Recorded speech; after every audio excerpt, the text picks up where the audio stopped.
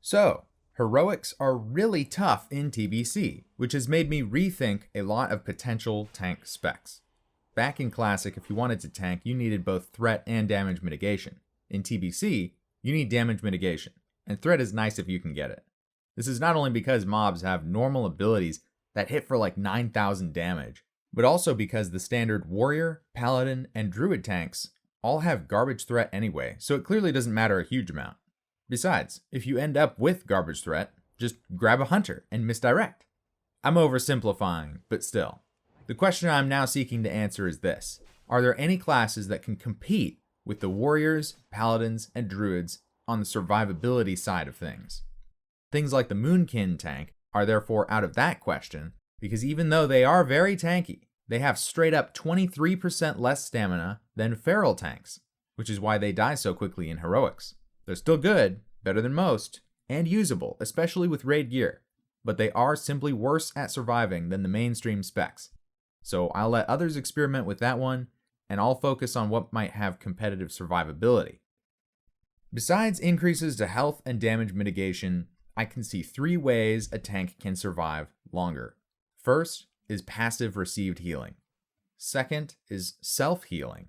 And third is AoE slows.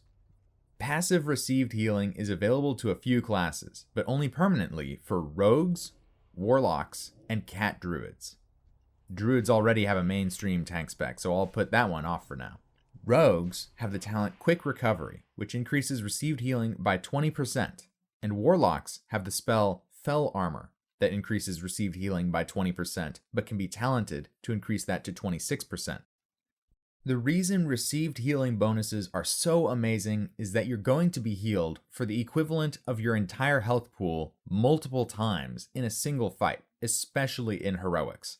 This makes these talents potentially equivalent to doubling your health pool, and sometimes even more than that. The big problem is that rogues just take a ton of damage. They have very little armor, while most of their other damage mitigation talents are centered around random dodges and parries, so you can get 2-shot unless you have a huge amount of stamina. Warlocks are actually pretty good compared to rogues on this side of things, with a 15% stamina modifier and a 3% health modifier on top of that, and of course the bonus damage mitigation from your deep demonology talent.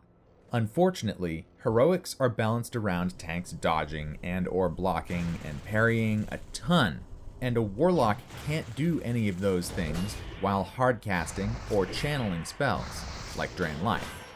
And even if they're not hardcasting or channeling spells, they still can't acquire much gear to get more than the default 5% dodge chance. Nonetheless, tank locks could still be a good option. The next category of survivability is self-healing. Tanks that can cast heals on themselves are much more difficult to put a value on. The idea of going into a dungeon with 2 healers and 3 DPS is not new, but heroics are insane, and there are lots of stuns and silences and fears and other things that prevent a healer from healing himself, where a prot warrior, prot paladin, or feral druid tank would be able to eat hits during those times. Threat is also a variable quality while healing in a dungeon, so because it's so tricky and non-standard, I think I'll deprioritize my own research into that. However, if I were to look further into it, I'd look at shamans and priests first, because druids and paladins already have mainstream tank specs available to their classes. Now, AoE slows have long been used in spell cleaves, cabals of AoE classes that center around mages slowing packs of mobs to a crawl with their blizzard spell.